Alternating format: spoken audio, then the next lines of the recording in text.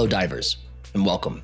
Today we'll be discussing the importance of sleep, how too little sleep impacts your brain, and how to develop better sleep hygiene practices overall. We're going to be discussing the pros and cons of medications for sleep and providing information on supplements.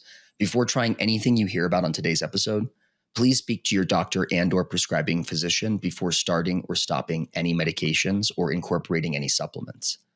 This episode should not be construed as medical advice. So, to get us started, I got a question for Aaron and Marlena. Are you a morning person or a night person? Night. Though, yeah, I get like all my creative juices going usually at nighttime. I'm trying to redirect and become more of a morning person. But I get those witchy 1 o'clock in the morning, gotta rearrange every drawer in my house energy. Like a lot of ADHDers, I think our community can relate to that. Yeah, I appreciate also like my follow-up was going to be like, what does that mean to you? And that's a great little sousson of that as well. Like that's what night person means to you. So for me, I'm definitely a night person for sure. 100%. Always been a night person.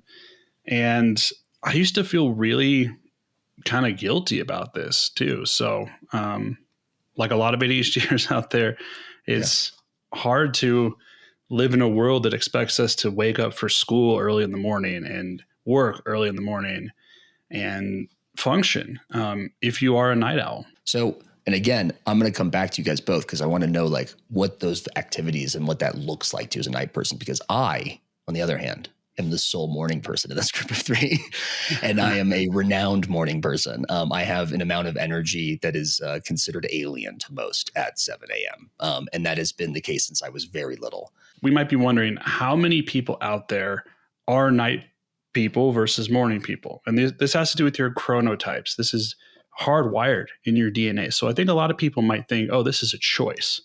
No, it's not a choice. We have to be careful not to judge each other and say, this person's lazy. They can't wake up. Why do they stay up so late? I think there's a lot of judgment that happens, but this is hardwired in our DNA. Some of us are just night owls, larks, are morning people, and night owls are evening people. So the statistics on this is 30% of people are night owls and 40% are larks. So that might be surprising because why would us as a society have this predilection for and preference for morning activities, work? I guess it's the kind of the capitalistic nature of industry and that kind of stuff. And maybe even agriculture. What's the other 30%? There's all sorts of other variables. Some people have narcolepsy. Some people have insomnia. They have other disorders. They kind of fall in between somewhere in that spectrum. Gotcha. I wanted to go back around real quick and hear like, what do you do at night? What makes you a night person? Do you feel more functional, et cetera? How's that affected you, Marlena? I'll know what I have to do during the day, and I'll always want to do that. It just seems like for a long time in my life, I get the second wind at really odd hours. And like, I'll have so much energy. It's just like this very sudden rush of, oh, I know I should organize my closet by color. I've had a pretty dramatic relationship with sleep. I was actually dealing with a lot of sleep deprivation, which I didn't realize was tied into anxiety. When I first moved to Los Angeles, I was definitely depressed without realizing it. And so I was using cannabis to knock me out because it was something that could put me to sleep. But that didn't really pan out so well for me because I learned that smoking before bedtime is maybe not good for an ADHD mind, and was kind of pouring into this anxiety and ruminating. I mean, I would just like lay in bed and just like thoughts. Overactive mind. Yeah. Beyond. And also we'll come back to the like, a segment about what we use to help us go to bed, right? Along the scale of like healthy and unhealthy, but it sounds like those ruminative thoughts or that overactive mind was documented in your life well before using weed or anything to help go to sleep. Like that's been something you've dealt with for a long time. Yeah, a really long time. I just didn't, I didn't realize it. I mean, my poor mom and family have had to deal with me just like before bed almost every night. Like, ooh, what if we do this? Ooh, what if we do that? Ooh, what if we do this? My thoughts start to spin. I have lots of activity in my mind, creativity. It's the time when I feel like there's this burst of energy that comes through. So that some of those things that you may put off during the day, or you don't feel the energy to cognitively focus on, those type of things can sometimes be things you tackle in the evening. So we can even have a greater degree of focus. And I know that to be true for myself. It's been kind of a difficult journey trying to navigate how to modulate that want and desire for creativity and production. Like I was even up last night researching the sleep episode, right? At 12 o'clock at night. Classic. And my brain didn't want to shut down, but I knew, hey, I have to be up for this episode. So I had to turn it off. I had to find a way to shut it down. And that's a typical pattern for me, is this desire to want to stay up. And that's what a lot of the night owls have. It's just their focus improves towards the evening. They have the resurgence of focus, whereas like the morning people, their best focus is in the morning, in early hours. And this has to do with your circadian rhythms that we have throughout the day, the 24-hour cycle of circadian rhythms. So in those rhythms, what are we talking about just for our community? What we're talking about is like there's these ultradian rhythms during the day, which amounts to how much energy you have, the restfulness you feel, the wakefulness you feel. And then we have these periods of sleepiness. And so even while we're sleeping, we experience usually these kind of 90-minute sleep blocks. They're around 90 minutes. And then we have these different phases of sleep. And so some are a little bit shorter, some are a little bit longer, some are disrupted or not disrupted. Circadian rhythm helps our brains to release melatonin, which is a natural hormone that we all have in our brains. Some of us have seen that as a supplement to take, but we produce it naturally. And that's what signals our brain to want to go to sleep and to be sleepy. So it's released in people who are night owls. Are a part of our brain, which is called the suprachiasmatic nucleus. Stop it. Kind of a funny. No. Stop it right now. Not. Say that one more time. And I want to hear you. It's like every part of it was great for me. Say it again. Suprachiasmatic nucleus. Cool. It's the part of the brain that signals the release of melatonin. The suprachiasmatic nucleus releases the thing in our brain that makes us feel sleepy. I you love scientists and their sense of humor. Okay, cool. So the suprachiasmatic nucleus, which is almost supercalifragilisticexpialidocious. Oh my God, that's all I could hear. Is responsible for producing this very necessary, this very important chemical in our brain that helps us get to sleep. Right. An ADHDer is going to have the tendencies to stay up later and to have the delayed onset of melatonin. It might be like, let's say if you're a morning person, Stephen, your melatonin might get released a little bit earlier than mine. Yeah. Mine might be like, let's say 12:30 at night. Yours might be 10 or something like that, right? Yeah, it feels and that's about right. Yeah. But you could still push past that. Yeah, I do. Yeah. I do. If you're in a good conversation with people, or you're scrolling on the phone, or you're looking up something, like your brain might get clicked in and then want to push past that feeling of being tired and engage in the stimulating activity. I have truly lost track of the number of times I've felt that. Very clearly felt like I'm sleepy. If I put my head on a pillow right now, I would go to sleep. Mm-hmm. But I gotta finish watching this thing first, and then I can feel pushing through the natural melatonin release, and then into fourth meal land.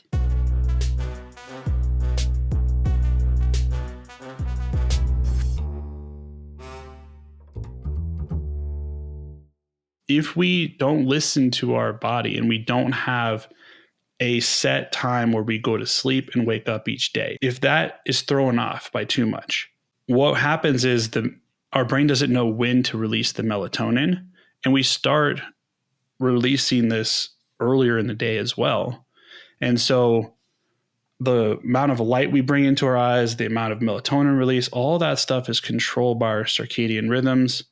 The research shows that 75% of ADHDers struggle with sleep phase issues. So a lot of ADHDers have delayed melatonin release by about an hour and a half. So an hour and a half delay of melatonin release. Which already is significant, right? That's like a REM cycle. Yeah, compared to neurotypical folks. So yeah, that's huge, especially because that's huge. I would argue the most important part of sleep, I mean, this is kind of what the research shows, but the most important part of sleep is the early phase. That's where you get into the deep phase of sleep, the most reparative one for your brain. So that first hour and a half after you finally quieted the mind and got to sleep, that's the most important for your function. It's not how long, it's not the duration. And what we know about ADHDers is we have a problem with sleep latency. A lot of us, our bodies are overactive, our minds are overactive. 44% of people with ADHD have restless leg syndrome. There's actually some research that is starting to come out, which is saying, okay, what's the chicken or the egg here? Is ADHD a sleep disorder? Right. Is it a condition that causes sleep disorders, or how do the two relate? And I think what we can read from that is that ADHD and sleep is really critical. Like if we don't deal with sleep is probably the number one thing to work on to change your brain and to improve things. If we do anything else, barring diet, exercise, anything, sleep is the number one best treatment for ADHD. If we can get adequate, good amount of sleep, our brain and our body will function much better. And I'll throw another statistic in here for you. It is. Just in terms of like insomnia, right? Yeah. 73% of children with ADHD have insomnia. Whoa. And 67% of adults with ADHD struggle with insomnia. And this is, okay, so while this is blowing my mind actively, right? And Marlena is about to take the buck immediately. First, though, can we define insomnia? Count me critically naive that when I hear the word insomnia, I think of my friend Andrew back in the day who was up for weeks, could not get to sleep longer than an hour for like many, many, many, many days. It was, insomnia to me is this sort of like eyes wide open and like not sleeping. But I also have this feeling that insomnia is a little more nuanced than that. Could you define it? There's three types of insomnia. There's chronic, transient insomnia, and short-term insomnia. And like the short-term is what I think most people deal with, where it's like difficulties falling asleep beyond a reasonable amount of time. Cool.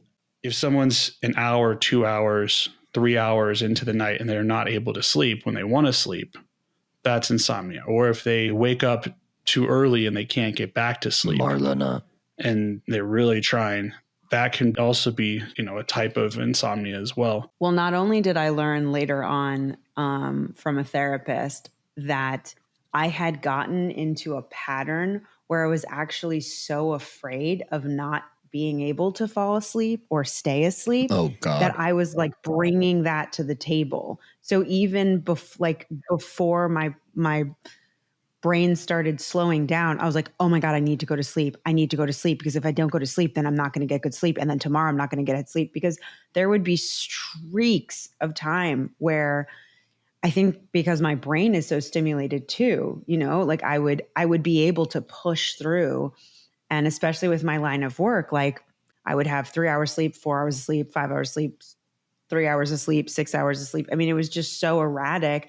And the problem is that I'm staying up till 4 o'clock in the morning designing this prop, which is very interesting to me. But then like when it's time for me to go to bed, not happening. Anyone who stays up days on end or has chronic sleep deprivation, especially insomnia, can go into a manic phase. So you're right. Like maybe what you are describing, it, could have been that if you were having chronically deprived yourself of sleep night after night after night, and maybe also mix in that with any substances, which is depriving your body of regenerative sleep. Mm-hmm. That can happen with folks that use marijuana or alcohol habitually. Yeah. And I thought it was putting me to sleep, and it wasn't. I mean, it was knocking me out, but it wasn't putting me to REM sleep. So just to be clear here, what's happening, right? If we take any sort of medication or drug or substance to sleep, some people do antihistamines, some people have a glass of wine, some people smoke a joint, take Ambien, take Ambien, benzodiazepines, all of those things, everything down on that list. All it's doing is helping you feel more drowsy and enter into sleep. But what it's doing, and people don't realize this, is it's disrupting that very important part, that hour and a half, like deep sleep phase. That's what it's disrupting. That first phase you were talking about, right? That's when your brain repairs its memories. That's when it consolidates and soothes some of the emotional junk from the day. And that's when it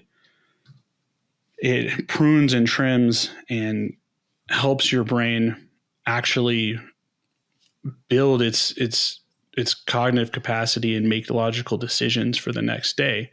So if we're depriving ourselves of that, our working memory, our memory systems in general aren't going to function well. And our brain, our executive functioning in terms of decision making, all that stuff is going to function well. As someone with ADHD who is already having so much emotional dysregulation, not sleeping, I mean, I was a monster. I felt like I'd almost have out of body experiences because I couldn't manage. Like I already had a hard time with my emotional dysregulation, already had a time focusing. And then it was like this, it was like ADHD put this like film on my life, and then sleep deprivation put this like other filter on it. And I was like, it was just a mess. I remember, well, not speaking too much for you, Marlena, but back to that sort of manic energy, or that untethered dissociative energy that would happen after a while. I mean, correct me if I'm wrong, but there were some panic attacks that happened along the way that due to lack of sleep. Yeah, I never had a panic. Well, I didn't know that I had panic attacks, but because of the sleep deprivation, I was having full-blown panic attacks. That's another connection there, is why it's important to sleep. Depression, anxiety, emotional regulation, everything like that is impacted by poor sleep. If we are already starting our days on average with barriers to success, right, because of our unique brain wiring, adding on top of that poor sleep is quite simply a recipe for small d disaster, and sometimes, in certain cases, big D disaster. So could we talk more, Aaron, not only about the impact of sleep deprivation on executive functioning, but then kind of migrate into like the various activities that might disturb our sleep and get in the way? Doom scrolling late at night on your phone, any kind of screen that emits blue light, those type of things interferes with the melatonin release, because what it does is it artificially emits light that tricks our brain into thinking it's still daylight out. And also stimulating activities and exercise and eating. Those I think are the main ones. So what we want to try to do for ADHDers in particular is to wind down, a ramping down period, lowering the lights. If you have bright lights in your house, turn them down at a certain time, like probably around 5 or 6 p.m. at night. Or get color changing lights. Get the hue lights. Yeah, I get the hue lights. And like start shifting from getting off devices and off screens into stuff like books or music, or even just, being disconnected from things. And you want to do that a good hour to 2 hours before bedtime. You want to start that process before you want to sleep, way before. It's not just like 5 minutes before let me put my phone down. There's this lag period where your brain's adjusting. So you really want to do this earlier. ADHDers, we tend to have poor impulse control in the evening, right? Our ability to have self-control, that lowers throughout the day. And especially in the evening, the ability to stop ourselves from doing something that we know we probably shouldn't do is going to be much harder.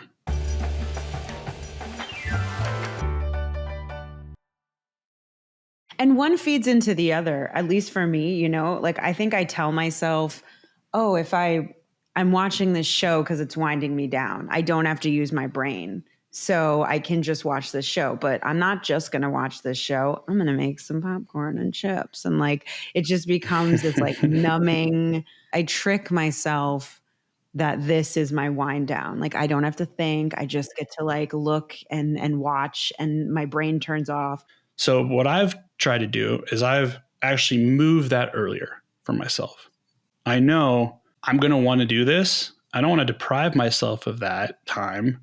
But instead of doing it at like 9 or 10 o'clock, I do that at 6 or 7, something that's like earlier in that cycle. And then I still can hit that wind down time and get to sleep. And I've also noticed, right, like with Netflix or YouTube or any of these places, right, these streaming services, like what do? They time the shows so that the best moments, they leave you on that cliffhanger right at the end. Oh yeah.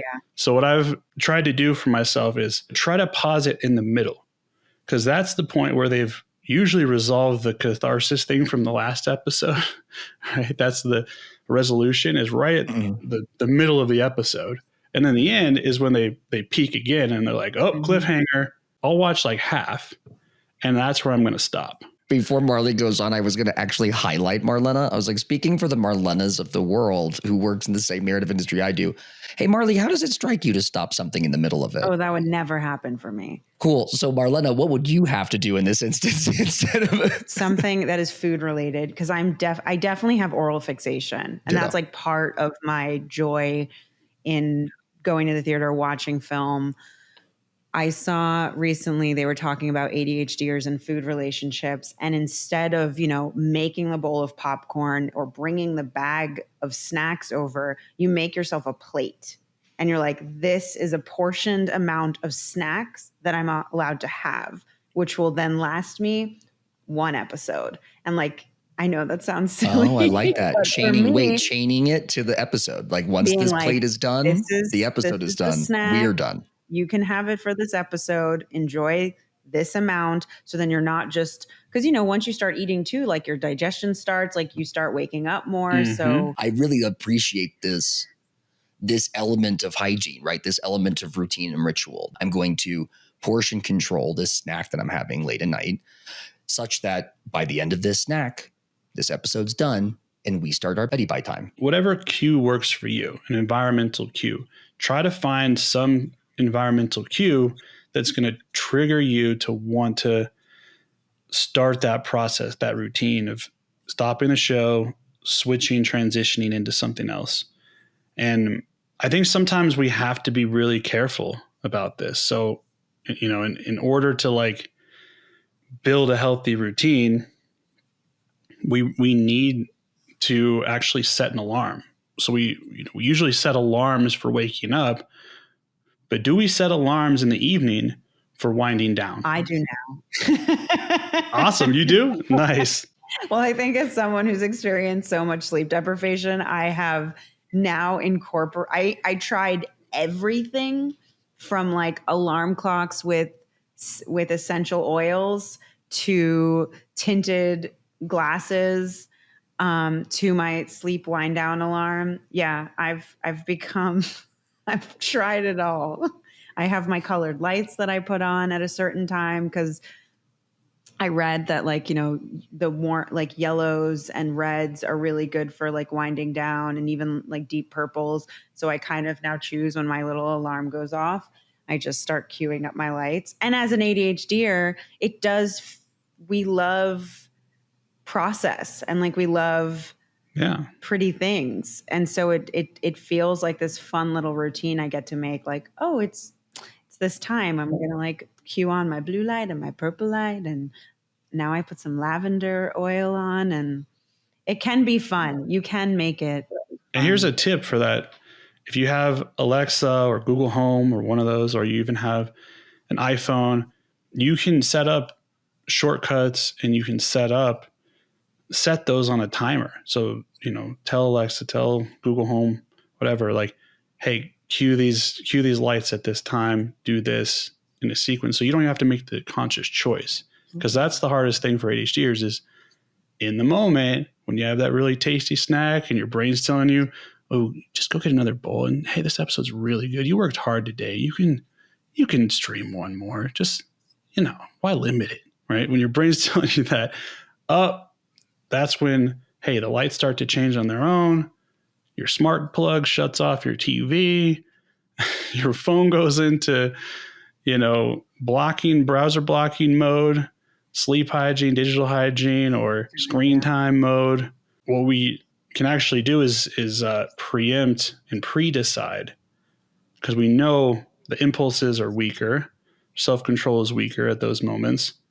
Pre-deciding to set yourself up for success earlier on can prevent that impulsive, oh, just one more thing.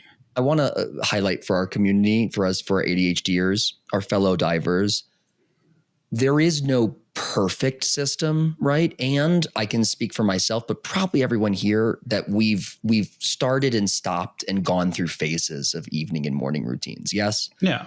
Yay or nay? Mm-hmm.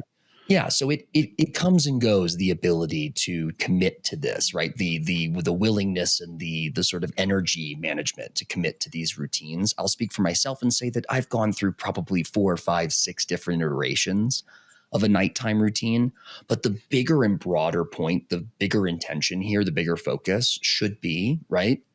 We need a wind down time, as Aaron pointed out, right? Yeah. We need to give ourselves some reverent space, some self-respect, right? It's self-love and self-care to give ourselves a cutoff point, right? No more communication with friends and family, no more work, no more play. It's time to rest. It's time to relax. And as Marlena pointed out, this can be fun. It doesn't have to be boring. It can be soothing. It can be relaxing, right? Like meditation, as we've talked about in a previous episode, setting up a meditation routine before bed, doing yoga before bed, right? And treating your bedroom as a sanctuary. Could you speak to that a bit? My mom was very strict in my house about never having televisions in the bedroom. I've not always abided by that. Now that you have this laptop, which is just this like, and your phone, it's this portable TV system.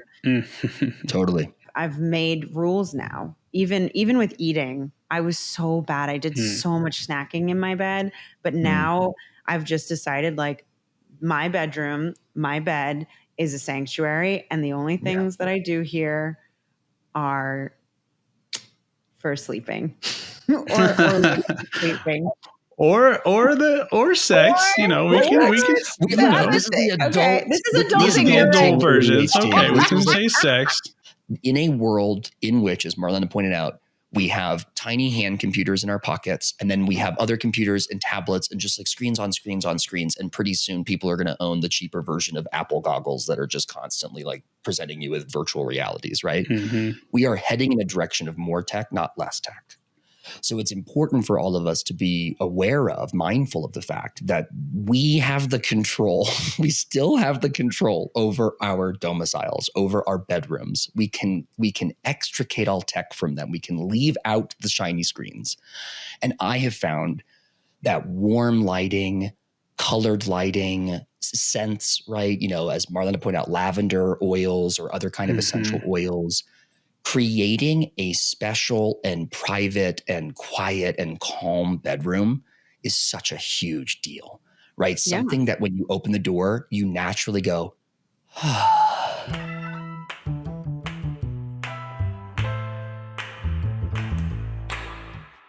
I even have an alarm that has east and west, and it has essential oils, and you can put a morning scent or an evening scent, because the idea is that like the smell that activates in the morning will wake you up. What type of alarm is this? Is this it's sage, right? Alarm? Yeah. And it's a diffuser. And the idea is that like when this keeps happening, that you're, instead of waking up to a sound, you're waking up to a scent. Perfect. Yeah. There are some nights where I need a little bit extra. I learned that I had melatonin pills and I avoided them. But if I buy myself melatonin gummies, I like them. So I eat them. Right. And in all of these things we want to try to do to set ourselves up for success. That's going to be the best recipe for ADHDers. Do the wind down, focus on light, get off the screens and devices, do activities that are non-stimulating, try to do all this stuff. I know the consistency is hard. ADHD is a consistency deficit disorder. It really is. Let's just be honest. We all struggle with consistency. Amen. But it's not about the consistency. It's about what we lack in consistency, we can make up in persistence. Forgive yourself. Have some self-compassion. Realize we need to reach ADHD consistency. What is that for us? The attention different consistency. That may not be 100%. Definitely probably not going to be 100%. It's going to be, maybe it's 60%. Maybe it's 75%. That's okay. We're still winning. If we're that consistent, if we can do this more often than not, we're winning. So that's just something for our community out there. Like, go easy on yourself. Or just listen to Harry Styles read bedtime stories. And don't shame yourself if you need assistance, right? Like, there's herbal teas, there's melatonin. Yeah. I always try to do the more holistic homeopathic method, but I have an emergency trazodone, that was prescribed to me in case I cannot go to sleep, because it's so much more important for my body to rest than it is for me to abide by this sleep schedule routine. We've talked a lot about various treatments for sleep or for sleep loss or sleep deprivation and various, activities that we can employ to help us get to sleep. But in the event, as Marlena has pointed out, or even myself or Aaron, where sleep feels so far away from possible that we are nervous, afraid, anxious, and making the situation worse, right? Compounding it. What do we do? Is it safe to take medications for sleep, particularly for ADHDers? What are those medications, and what should we be aware of when medicating for sleep? Any medication has detrimental effects on sleep. So those medications include Ambien, or any of the newer sleep medicines, all fall under that category. Any of the things that are sedating or hypnotics, benzodiazepines, any of the antihistamines, Benadryl, those kind of things, all of those have a lot of costs. So they impair our sleep latency and our deep sleep. Some of them are addictive. Some of them are habit forming. And then your body stops releasing enough natural melatonin because it's being artificially produced. So even the melatonin, as you mentioned, Marlena, melatonin is one of the safer. It's holistic hormone that's naturally produced. However, it doesn't mean just because it's safe, we should use it all the time. Melatonin, I think, should be seen as a last resort or something to use temporarily. So like, let's say if you get sick or you go on a overseas vacation and you have jet lag, it can help to reset temporarily your melatonin. Yeah, I've heard about this with trazodone and Ambien in particular, right? For people traveling internationally. Like you'll hear, if you're hearing like a common use that's not like medically related, I've heard from countless people, like I'll take an Ambien on that plane to quote, reset or like the cycle because the time change is so significant, right? So that I've heard commonly described as a use of these drugs. Yeah. And obviously, speak to your prescriber about how to use these things and use it safely for yourself. But melatonin, what the research really shows is that we don't need very much of it. We really only need like 1 milligram, maybe 0.5 milligrams. That's very low. Because most of the time when you see them in the gummies and in the pill forms, they're 5, they're 10. Yeah.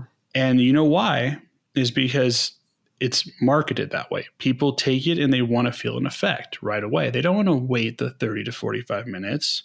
They don't want to ease into sleep and do the wind down routine stuff. They want to feel drowsy right away. So it's at a much higher dose than we really need or should be doing. So if you take those gummies or anything else habitually, know that what you're doing is impacting your natural melatonin production and developing some dependency on it. Yeah, I don't like the way it makes me feel in the morning. Like it makes you drowsy. It makes me so drowsy. I'm way more groggy in the morning. That is just when I absolutely know that the effect of not sleeping is going to be so much worse than me just knocking myself out. So it's a bit of a Faustian deal, a bit of a deal with the devil, right? Like you need to go to sleep, but you are not getting a pure healthy night's sleep, so to speak. Obviously, we'd all love to just be able to go to sleep naturally. But if we take something like Ambien or other sleep medicines out there, benzos, even melatonin at these high doses, that hangover effect, the drowsiness we can experience, one of the big risks we're not even thinking about is we're having to get on the road and drive to work. Yeah. There's hundreds of thousands of deaths. I mean, there's 1 death per hour in the US due to fatigue and driving alone. And I would venture to say that a lot of those folks aren't getting good quality sleep and maybe taking these sleep meds or drinking the night before or doing something that's impacting and impairing the quality of their sleep. And we know that ADHDers, to circle this all back around ADHDers are 1.45, almost 1.5 times more likely to get into car accidents and wrecks than anyone else out there. So we have to be very careful.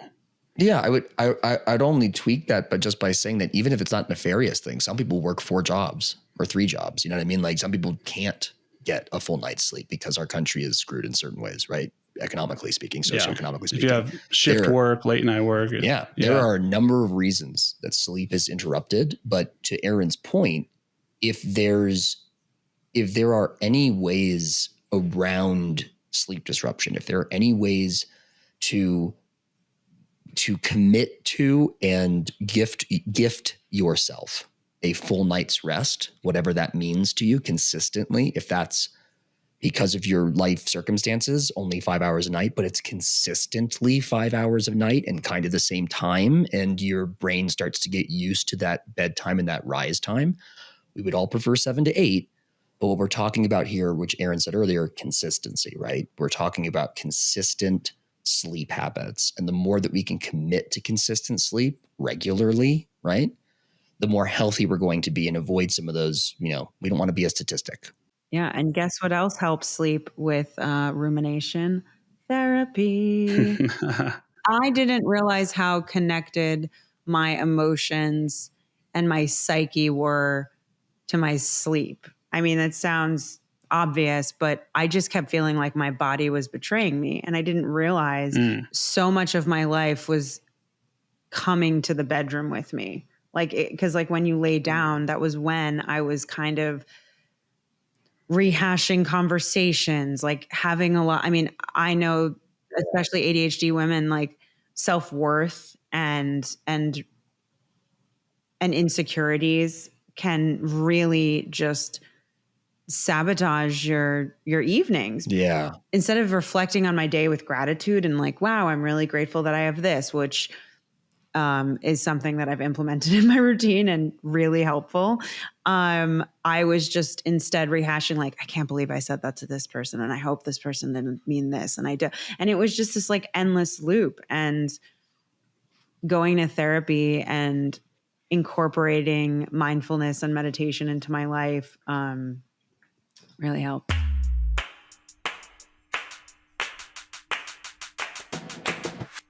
Thank you, Marley, for contributing that last bit of allegorical evidence. I couldn't agree more that one of the bigger and nastier barriers to a successful night's sleep is bringing our day into the bedroom. And so with that idea, how do we kind of keep the negativity of the day, the positivity of the day, the excitement of the day? How do we keep all that energy out of the bedroom and start to practice healthy sleep hygiene, healthy sleep habits, sleep routines? There was a lot of really helpful advice and information in this episode. I hope that you guys feel the same, our fellow divers and ADHDers in the community. Before we wrap out, Aaron, what are some takeaways today from our sleep episode? So some of the takeaways are: develop a healthy wind down routine, healthy sleep routine. Create some habits that are going to be good for you.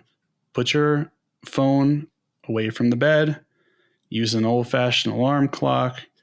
Use an alarm clock like the one Marlena mentioned that has scents and essential oils. Lower the lights. Use some hue lights. Block browsers, screens. Use digital hygiene practices. Get off your screens. Get off your phone. Few hours, at least an hour before bed, but a few hours would be even better. Start that wind down routine earlier. We can also use some of the things we didn't mention exactly, but I want to throw in here at the end. Light therapy in the morning. Totally. You can get a light that simulates daylight, or even alarm clocks that simulate daylight. Those can be used and be helpful to wake yourself up. Also, just getting outside, right? If you live in an area where you do have a lot of natural light, I'm in Colorado, plenty of sunlight, even in the winter time. Step outside. The sun is our best friend with this. Getting sunlight into our eyes early in the day helps with that circadian rhythm. It may sound silly, but as dumb as leaving your curtains open. I used to be a full curtain, blackout curtain closed kind of kid. I used to, it was all about projectors and screens and movie making. And I don't do that anymore. My curtains are open. I leave them open. Yeah. Wake up with the sun. I wake up so naturally, y'all. No alarm. I wake up before my alarm more days than not. Perfect. And that's how you know. That's how you know if you're doing it right. If you're waking up before your alarm and you have a certain time where your body just naturally wakes up, that's your natural wake up time. So if you have the privilege with your job and other factors to be able to do that, to wake up naturally at the time when is good for you. Amen. That's awesome. Practice that. Yeah, take advantage of it. If you have that space, if you have that privilege, take advantage of it. Keep the curtains open, wake up naturally with the sun. It is the best way to get up. And another takeaway, therapy. So CBT is great. There's CBTI type of therapy that, is for sleep. That's one of the best things to do. So before any sort of medication or any other interventions, try some therapy. And also there's some natural supplements, and I'll just list off a few. L-theanine is a great one. It helps with anxiety, and it's a natural amino acid. If you take about 200 milligrams, it'll help boost some GABA and serotonin in your brain. It'll help increase some of the alpha brain waves, like the brain waves where we have meditation, like the meditation type brain waves and the wakeful relaxation type brain waves. So it's really good for that. Valerian root is another Ayurvedic type of medicine. That's a root that helps with sleep, helps to calm anxiety, calm the mind. and doesn't cause real hangover effect. Again, be careful. Check any interactions with any of these things I'm suggesting. If you're on any sort of antidepressants, you want to double check this stuff. Make sure it's not interfering with your medications. But magnesium is another great one. A lot of ADHDers also are potentially iron deficient. So you want to check your iron levels. Iron has something to do with sleep. So you might need an iron supplement. And then ashwagandha is another supplement that's great for anxiety and sleep. So you can, and it is a natural immune system booster as well. So those are, I think, some of the bigger ones. You can also look at L-tryptophan or tea, like chamomile tea. And by the way, L-theanine is part of what's produced naturally in tea. So non-caffeinated teas, herbal teas can be great, especially like chamomile, lavender, those kind of things that are calming. Drink some tea, read a book, wind down naturally, and good luck, everyone. I know it's tough. I know sleep is a big issue, but you can do it. Focus on it. It really is the thing. I'm just going to hammer this home at the end. Like, if there's one thing that you can do to improve your brain and your body and your health and your ADHD, sleep. And if you work out, you'll be tired, right? I'm going to back Aaron up fully. Sleep is it, right? Whatever it is in your life that makes you feel comfortable, calm, relaxed, sleepy, as long as that thing is not going to chemically interrupt your ability to sleep or your ability to wake up and get all the energy of the new day, do that thing, practice that thing, institute that thing, pay close attention to it, right? If there's one element of your life that you could be more privileged about, that we could be more protective of, reverent toward, it's how much sleep we're getting. I mean, in your job, in school, friends and family, life commitments. If there's one element in your life as an adult ADHDer that you can be really protective of and demand your space and create healthy, strong boundaries, it's sleep. All right. Gift yourself that boundary around your sleep, right? Gift yourself that reverence to sleep. The more sleep we get, the more regular and consistent healthy sleep we get, the more energy management we will have, the more positive energy management we have in our lives. We will have more energy to take on any given day. So with that, we are surfacing. All of us divers are coming back to the surface on this episode on sleep. And I hope that everyone, we're all surfacing and the daylight, the sunlight is hitting us on the open waters of ADHD adulting. So I want to thank everyone for coming and listening to us rap about sleep for a little while. Again, sleep is the most important. It's paramount, okay, to a healthy life. So get some sleep tonight.